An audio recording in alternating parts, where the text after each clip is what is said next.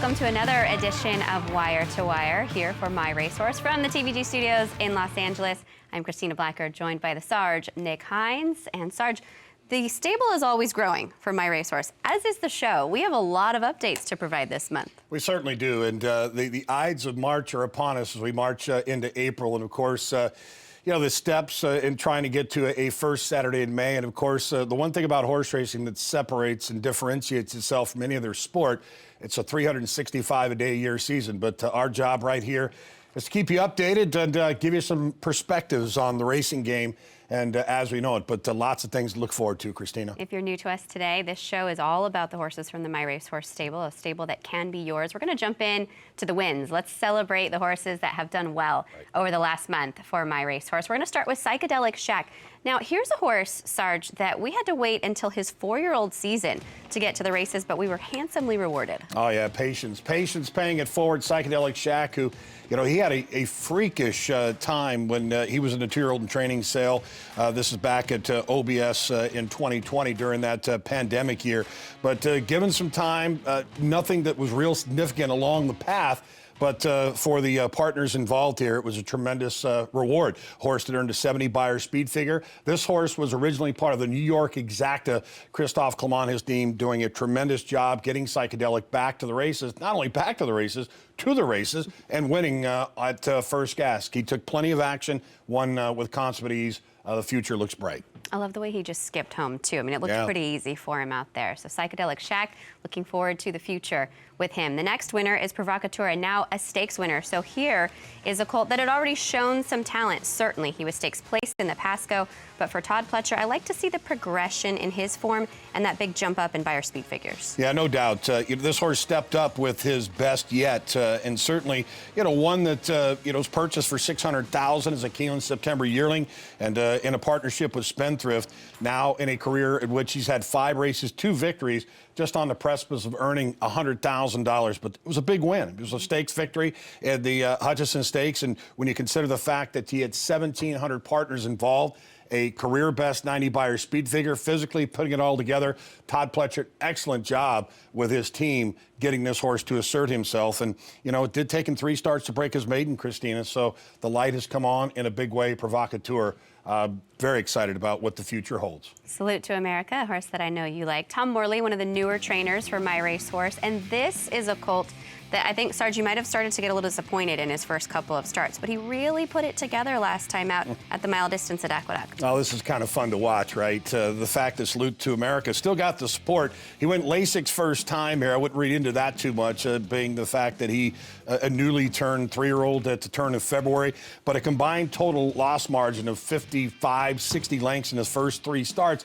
But Tom Morley never gave up faith with Salute to America. Salute to America, with roughly 650 partners, earned his best Beyer speed figure of a 66 in that 4th start. He'd been on the off track prior to, but you know, just the conversations between Tom and Roderick Watchman, our director of global operations, essentially said, have faith in this horse, and we did from the very beginning. It was a modest $80,000 2-year-old in training purchase last year at Fasig at the Timonium sale in May, but things are coming together, and nicely done to Javier Castellano. A salute to that performance, right? Absolutely. No, he was perfectly aptly named. He was named prior to us purchasing him, so it worked out great. And obviously, when you look at the tie-ins of his pedigree, certainly makes great sense being by American Freedom. Ironworks is another horse to celebrate with a victory last out. And we actually talked about this horse in the last show last month. 2 starts back, had a lot of trouble, and maybe just a little bit of bad luck. It wasn't a bad performance, ended up 3rd across the wire, but much improved and on an exciting day out there at Keeneland. Well, I think the fact that, you know, he was able to step up here as your 5-2 favorite come post time, the My Racehorse effect, playing its role at the proverbial window there. The first time going 2 turns, I think the idea that, you know, this horse was wanting more ground, being by Distorted Humor out of that Indian Charlie Mare. The other horse was a 2-year-old in training purchase last year out of the Mayberry consignment at OBS April for $550,000 in a partnership with Spendthrift. I think the fact that you had 2,000 partners involved, they were putting their $2 through the window. But as you said, a professional run, earned a career best 84 Beyer speed figure.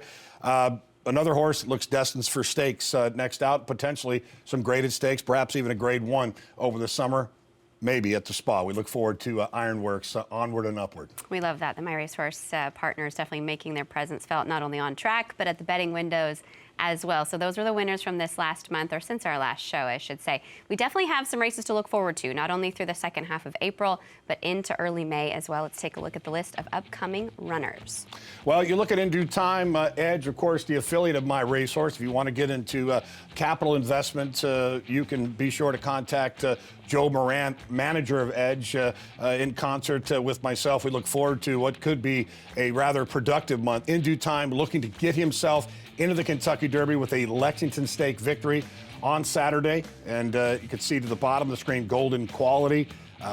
As far as hero status is concerned, MyRacehorse in a partnership also with Dan Agnew.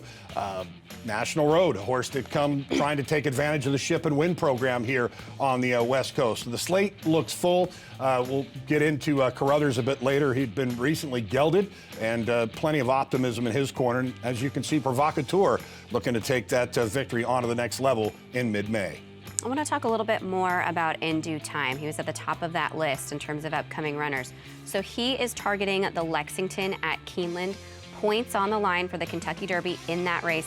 D. Wayne Lucas calls this race the last chance to make the big dance, and that's exactly what it is for In Due Time. This is a key race he needs to win to earn a spot into the Kentucky Derby. Well, this has been the design all along with this son of Not This Time, who's had just a multitude and an incredible run, including your favorite to potentially for the Kentucky Derby in Epicenter. You've got the likes of Simplification, but Joe Moran, along with Kelly Breen, myself, we felt coming out of the Grade 2 Fountain of Youth, a race in which In Due Time encountered some trouble on that particular day, needed that little extra time, and knowing what the other preps looked like, namely the Bluegrass, of course, Toyota Bluegrass. You had the Santa Anita Derby out west, but the Wood Memorial, we felt that it would be a better direct shot into Kentucky. Lexington, a three-week run-up to the Kentucky Derby. Not necessarily a conventional route, but knowing that he earned those 20 points in the Grade 2 Fountain of Youth, it's set up perfectly for him to go this route. Likely he'll go favored, or close to anyway, but he'll certainly have to earn his way into that, well, the chance of a lifetime and a lifetime of chance. You know the drill, Christina. He has 20 points right now. There are several horses kind of tied in that spot on the Kentucky Derby leaderboard. You can Google that and it'll pop right up for you. So it is very important in terms of the points that are given away in the Lexington. 20 to the winner, 8 to the second place finisher. He does need to win. Looking forward to what In Due Time does in the Lexington over the next couple of weeks out there at Keeneland. Time now for our surprise of the month. We have a couple of them for you. And, you know, in the past shows, we've sort of been talking about horses that have surprised and jumped up with a big effort, or maybe jumped up with a big work. Amore had a little bit of a disappointing race last time out. She actually was pulled up by Luis Saez at Keeneland over that opening weekend. And he said that she was getting out a little bit. He thought he had some horse, and then she started to kind of test him and try him a little bit more. So rather than press on, he decided to pull her up and take care of her. Well, as they say, Christina, not all surprises are good surprises. Sometimes there's bad surprises, there's disappointments. I think Amore, who is a grade 1 place daughter of Uncle Mo, you know, she finished behind the champ Echo Zulu, who was looking to go into the Oaks the first Friday. I mean, that would have been the ideal set, right? Knowing that Amore, and she also had a little bit of a setback with a throat issue at the latter end of 2021. But I think the point that you had a situation where there is that one race where things didn't quite go as expected. I mean, I think if you look back, for example, Big Brown in his Triple Crown run, when he was pulled up in the Belmont, well, he came back and he competed quite well enough. And you think of the great upsets of Christmas past. You think of J.O. Tobin and Seattle Slew. Even the great ones have their off day. But I think knowing the weather, the circumstance, the kickback, I think there's plenty to read into with Amore to kind of just dust yourself off and regroup. But this is the reason why we celebrate in the small things, Christina. Right. When you might win a maiden $20,000 claiming event on a Thursday afternoon, for me, you better be joyous because, again, 365 days a year, things get set back, but it hopefully will be a setup for things ahead. Todd Pletcher and his team have done a tremendous job with Amore. look forward to seeing her bounce back next time. And definitely no doubt about her class. I mean, she's been working in the morning with Nest, who won the Grade 1 Ashland, one of the favorites for the Kentucky Oaks. So a setback, certainly, a surprise, a little bit of a disappointment, but it's a marathon, not a sprint. We're looking forward to what she has to do up next and on down the line. Another surprise of the month came from Forbidden Kingdom. He was the post-time favorite in the Santa Anita Derby, ended up a disappointing 6th. Unfortunately, he is off the Derby trail. But again, you know, there's a lot of races in the future. Richard Mandella is one of those trainers that is always going to do right by his horses. And so we'll regroup and determine what's next. There are big races out there still to come for Forbidden Kingdom. Well, here's a horse that still shows a record of 3 for 6, a multiple Grade 2 stakes winning son of American Pharoah in a partnership with a Spendthrift. Forbidden Kingdom has done nothing to disappoint us. He has certainly been valiant, not only in victory and gallant, but in defeat. You can tell that in his race at the Santa Anita Derby, the Grade 1, he just didn't have and show much resolve, much resistance, and that's just not in his character.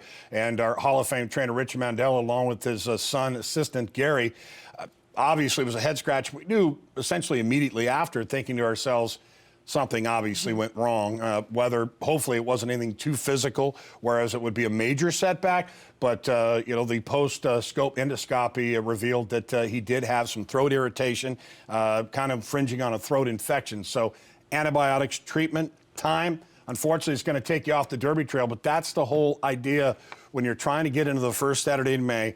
The Kentucky Derby is for 3-year-old only. You won't have that opportunity again. And, you know, they talk about the greatest 2 minutes in sports and the chance and all of that. But I think in the case of Forbidden Kingdom, there will be bigger dances down the road. Of course, there's a race by the name of the Breeders' Cup Classic, perhaps, toward the end. You've got the Haskell, sponsored by TVG. I think there's just a lot to look forward to with Forbidden Kingdom. Unfortunately, as far as the Derby dream, yeah, it was crushed. But for us, the good news, physically, soundness-wise, he'll certainly fight on, and he'll be back in a big way. We had a chance to catch up with Gary Mandella. He offers more insight and thoughts on Forbidden Kingdom. Take a listen. It is the day after the Santa Anita Derby. We're with trainer Gary Mandella. And Gary, obviously a tough day yesterday. Let's start with Forbidden Kingdom. How did he come out of the Santa Anita Derby, and what's the immediate future hold for him? We'll know more in a few days. He came out of the race very sound, very tired. But when we scoped him after the race, we found some inflammation in his epiglottis. And you can only see so much with the endoscopes we use back at the barn. We need to do a more thorough examination of his throat, which means we need to use the horse hospital that we have here at Santa Anita and use their video endoscope machine that they have there, which was closed on Sundays. So we will do that tomorrow. That'll give us a lot more answers, and then we'll be able to start making plans moving forward depending on what kind of treatment he needs in terms of medication or time off and those sorts of things. So in the next few days, you'll be hearing more about it. Thanks so much to Gary Mandella for the insight there. Keep an eye on the app. All of those updates will be still to come. A minor setback, just really bad timing. So we're going to move on the show here with our works of the month and horses that we're looking forward to seeing out there on the racetrack and putting these finishing touches on their training in the morning. Hero status from Mark Glatt's barn. Here's a son of Flatter. He's a 3-year-old now, and he put in a pretty nice work on the 10th of April. Third best of 58 at the distance. A $270,000 OBS and training purchase in March of 2021. You could see Buddy Mike Smith pretty much just hand gesturing to the wire, if at that. But hero status, there is no doubt in our minds that this horse could have some big game potential. You know, coming in as a son of Flatter. He was purchased out of the Eddie Woods consignment last year. You know, he had a few little setbacks along the way, but again, he was kind of a growthy colt. He's out of a Tisnow mare, as you can imagine, size. So you have AP&D, Tisnow. Think about that for a moment and the substance on display. He comes back, his last 2 of 3 works were from the gate, including that 59-4 that he had 2 back, which was an outstanding work. And Hall of Fame rider Mike Smith seems ultra excited about him. Hero status, looking to go postward this weekend for trainer Mark Glatt, and as mentioned, in a partnership with Dan Agnew. So once again, patience kind of playing in here for a horse that I think, as much as I like him going in a sprint, right, the big picture looks quite beautiful and in my eyes. that big gangly kid that always, starts to put it together. Everything catches up. Looking forward to seeing all of that come together for hero status. Another work of the month, or just a horse to touch on in terms of training and improving, is Carrothers from Hall of Fame trainer Bill Mott's barn. He had a lot of trouble in his last race, hit the gate back in February, so definitely draw a line through that last one. But improving in the mornings, and you mentioned gelded recently as well? Yeah, newly freshly gelded individual, which never an easy thing to do, when you step up and you pay the amount of money that we had in a partnership with Medallion Parkland, and both Medallion Parkland, of course, involved with In Due Time as well, and owner Ed Kelly. But he came back a 49-3, 49 and 3100ths on March 30th. You would, at first glance, say, wow, 49. It was a sixth best of 40 that morning, but he did come back more recently over the Belmont training track for Hall of Fame trainer Bill Mott with a 1 1/5 drill, second best of 16. And, he did show that ability back on January 8th. Still has conditions available, which is a wonderful thing when you're trying to develop kind of the mental aspect of a horse. And I think in Carruthers' case, the future does look promising. Time now for the inside scoop. Now, whereas a horse like Hero Status took a little bit longer to put things together, on the other side of that coin is a horse like Tufnell, the son of Into Mischief. He's actually already at the track. This is the first wave of 2-year-olds that would come in any barn, and Tufnell made his way to Keeneland and actually hit the racetrack for the first time a few days ago. Sarge, this is a horse that Paul Sharp always thought was going to be pretty forward, and he's definitely continuing to tick all those boxes. Yeah, a $300,000 select yearling at Saratoga Phasig last year, hip number 69 in a partnership with a Spendthrift and the Brad Cox Colts Group. And again, this horse does appear to have plenty of upside here, in a sense that you like to see these horses get that early start. But as far as judge of horse flesh and being able to develop and bring them along, Paul Sharp and Brad Cox, they've had a multitude of Grade 1 winners that they've been able to develop. So great sign out of that Grand Slam mare, count to 11, Tufnell. And I think the name came from a mockumentary, Spinal Tap. Again, I have to look that one up. Yeah, that was a Google search for us. Oogle Gura. I like that. But looking forward to this horse, and the fact that he is in rhythm early, the signs are quite positive. Just in general, so I know that he's a horse that's been really forward, but what are some of the issues that could set a young horse, a 2-year-old, back from coming to the track this early? He's one that's in the early wave, but if we're waiting a couple of months for some other horses, or maybe even 6 months for some other horses, what are those little issues that could keep a horse at 2 from getting to the track this soon? Well, I think a lot of it just has to do with their aptitude and attitude, and then of course you're looking at the growth and development. In Tufnell's case, he celebrated a birthday here just a couple of days. He was born on April 9th.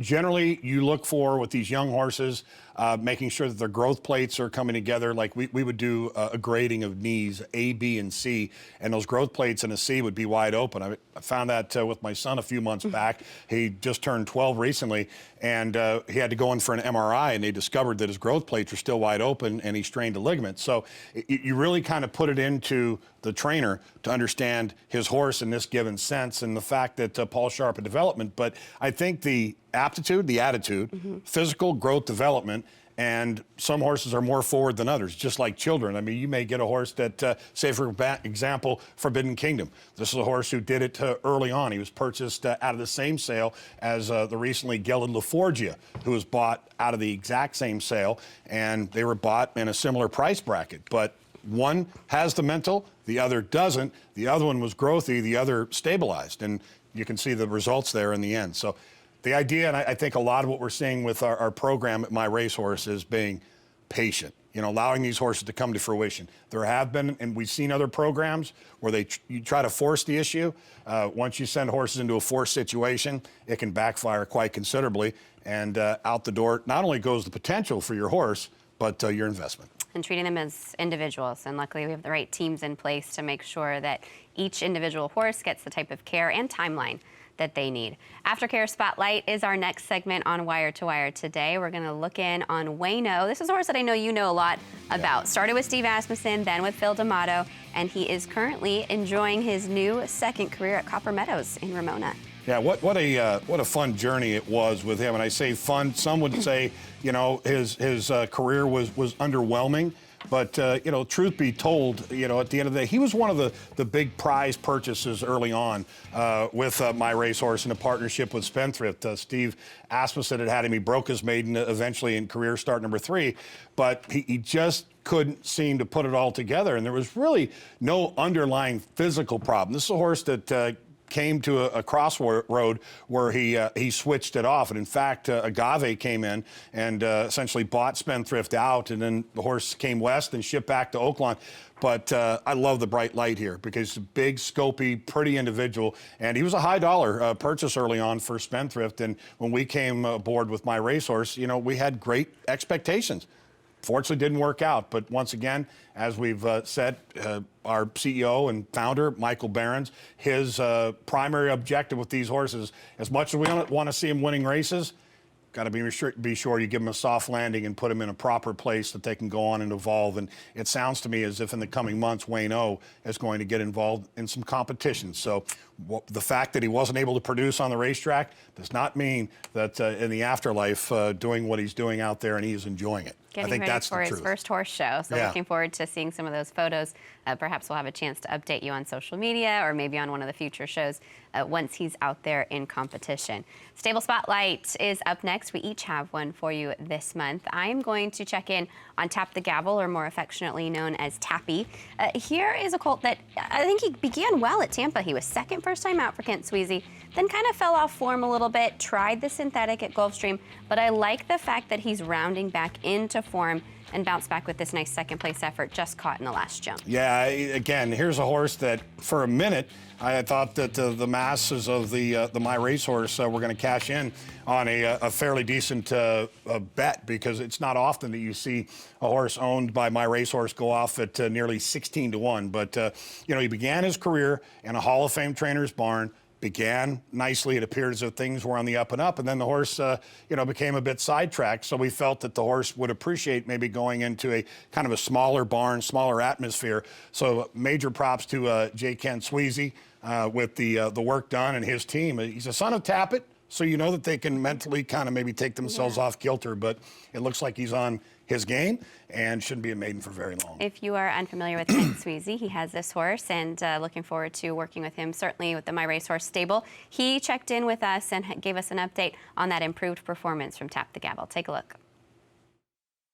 He ran awesome. He was the first time that I think he really got engaged in a race, and jockey came back and said he loved the grass, and listen, he got run down late, but he hit the front and gave us a good thrill, and he came back good. He was proud of himself coming home, so we got lots to look forward to. I was telling myself, come on, get past that Pletcher, and once he did, he went running a little bit.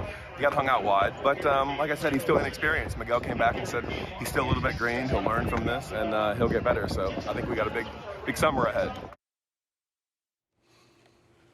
Nice job with Kent Sweezy there. He's a trainer that worked for Owen Hardy for a while, worked for Jimmy Jerkins for a long time, and has really found his niche in Florida as of late. Yeah, I think the other fascinating part is the fact that he went immediately to the turf. I think when you look at, you know, the dam, what she has produced, it's been a pretty productive line in regards to the turf. But, you know, again, with Tappet, we talk about mental. I think the idea was trying to just get Tap the Gavel in a room and say, hey, better straighten up. But he ran great, and definitely looking forward to it. And again, nice job by trainer Kent Sweezy and his team to kind of put us on the winning path. Your spotlight is celebrity news. We actually talked about this horse last month. Looking forward to the debut. This is one of the works that we pointed out, talking about this plan, and so far, it's all coming to fruition. Big debut with a nice second place effort at Aqueduct for George Weaver. Yeah, this was a solid, kind of a tough one for me because of the fact that I went all in at the window. But, you know, when he finished second on debut, you can't be disappointed. A picture of health. As you can see, this daughter of the late Lauban kind of strutting her stuff around the walking room. Very professional. She was a $100,000 two-year-old training purchase. But, you know, the focus here for Celebrity News is coming back in the New York Sire Stakes. So there's a $200,000 price tag as far as purse being offered up. And the one thing about the New York program, as we go to these sales, we will look for certain individuals that are state bred or, say, for example, provincial, like in the likes of Duke of Love up in Canada, that perhaps could have a look into the Queen's Plate. So Celebrity News, it's not often that you look at a maiden and say, we're running in a $200,000 stake, but with the New York breed program, having a horse that was bred by Laubin, who stood in New York and eventually went on to WinStar in Kentucky, this horse has a tremendous incentive to run against kind of controlled company, state-bred company for $200,000. And when you're going out looking for these types, this is what you would hope for, to have that opportunity. I mean, on debut, earned $14,000. Just going back to Salute to America, that purse was something like in the neighborhood of $80,000 for a New York bred. Right. So, you know, you try your best to capitalize, get the best of the breed and the state breds, and we see that here in California as well. But New York has a little extra incentive with 30% and beyond. The open company races are always there for you. Take advantage of those state bred races while you have them, certainly. So looking forward to Celebrity News. Hopefully we have another nice update on her come next month with our next show. We have a couple of stable questions of the month. A lot of questions coming from you, so we appreciate the insight and the questions all the time. We're going to start out first with how surface and distance is determined for a horse. So especially with these young horses, they're training in the mornings. It is a bit of a puzzle. Who figures out what distance, what surface, and what types of races these horses encounter first time out? Well, obviously your significant other being a trainer himself, I'm sure he's had conversations with you at the dinner table, and you with a long story with your father having been an exceptional rider during one of the best times in racing in Southern California. I think it really comes down to the coach, comes down to the trainer. I think trainers rely heavily upon their exercise rider. Owners, managers, they can kind of break down a pedigree and determine whether or not a horse might have the capacity of getting a distance based on pedigree, much like we touched on Tap the Gavel when you look at the mare and the productivity side of things. But I think you really have to rely in the intrinsic ability of your exercise riders to the trainers and, of course, their assistants to kind of moderate, you know, how did this horse come back out of the work and how do they move? You know, what's their physical stature? What's their stride? Do they have a lot of knee action? Are they efficient in their movement? Do they move like a turf horse? There's a lot of that you can see that you can categorize in the process going forward. But I think early on, I think the idea is try to get the best foundation in your horse and try not to put too much on the table for them to digest. You want it to be a rewarding experience. So you want to start small with the idea that you're thinking big. Because we're thinking big here at MyRacehorse. When we go to these sales, we're not looking to win that maiden 20 on a Thursday afternoon. But again, the idea of just being in the game in general is to celebrate the small victories as much as the big ones. Looking for those Saturday, Sunday horses, certainly. Okay, another question. We have two more coming at you here, Sarge. The next question is about speed figures. Why are there so many different types of speed figures, and how are they determined? Well, that's a kind of a loaded question. We could go on about this for hours, to be fair. I think when you kind of take a step back, you know, you work with Stats Raceland, so you know that, you know, and they produce great figures. You've been outstanding in your development with that relationship. But I think as far as why are the speed figures so different, I think that there are certain, I guess, establishments that they figure that they have certain ideas in which they can make a living, right? You've got Ragozin, you've got Thorograph, you've got Andy Beyer, you've got Stats Raceland, you've got Brisnet. You've got so many. Why are they so different? They're not entirely different, but they have rights to those opinions. Horses in ground loss, for example, tracks that may be deeper than others. You have to factor in weather, have to factor in wind for that matter. So I think it really comes down to why are speed figures so different? I don't think in the grand scheme they're really that different, but I think you need to kind of fall in the line as to which one you prefer the most. I look for consistency. Yes. I mean, as much as I want to win that big ticket, I want to look for speed figures and get me through each day. And I think Andy Beyer is obviously with his in the daily racing form, gives you some good representation of consistency. Yeah, just kind of play around with the different speed figures, see which figure is comfortable for you, which one you have the most luck with, and how you can kind of learn to read those figures. It's definitely worth taking the time. There's lots of webinars. There are quite a few tutorials online. Just do a little bit of a deep dive on some of that research whenever you have some time, and we're always here to answer those questions if you have any follow-ups, certainly on any of the speed figures. Last question, and if we had the perfect answer to this one, we would just be making money every year on the first Saturday in May. How do you bet the Kentucky Derby, and what are some of the circumstances that go into figuring out who you're going to wager on in the Derby and how you just kind of bring all of those factors together? Well, I think I'd prefer to go back to what makes the Derby different to handicap than other races. I mean, I think first and foremost the classic distance.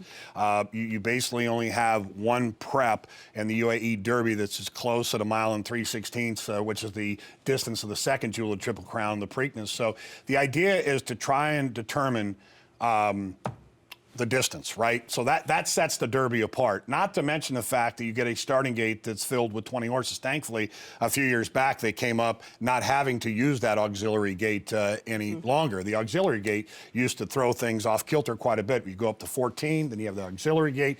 But I think that in itself, but I think the other point, Christina, when you look at crowds at the track, I mean, you're going to have in excess of 100,000 people the first Saturday in May. So that's what makes it different than other races. And as far as from a handicapping standpoint, look for the horses who have had the litmus test. Now, granted, Hall of Fame trainer Bob Baffert broke the mold a few years back with Justify.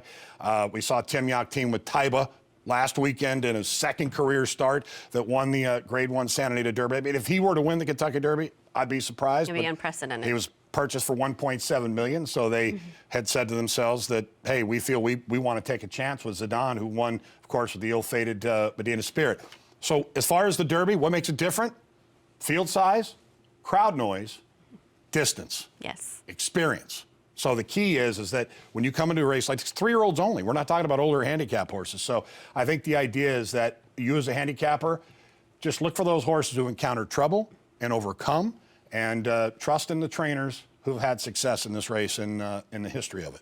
Those prep races will help you. Go back, watch the replays, watch them a few times, look at different horses, watch the second and the third place finishers, see if you find a horse that to you ticks all those boxes, looks like they can get the distance, looks like, as you can say, they can handle the crowd, or they can overcome some trouble. A horse like Zandon in the Bluegrass, yeah, I mean, that was a difficult trip, I think, and he was a real professional out there. And then, of course, pace, once we do get those horses lined up for all 20 of them in the starting gate. Absolutely. And I wouldn't underestimate the fact that you would have a horse with speed in this case. That's what makes Epicenter so lethal as that son of Not This Time. He's very tactical. He can keep himself out of trouble.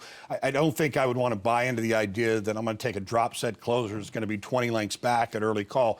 Granted, if they have a turn of foot, that's your job to go through the race replays and determine that. And that's how you can make a big buck come Derby Saturday. It's likely that the favorite, when it's all said and done, might be 3-1, 7-2 likely at post time.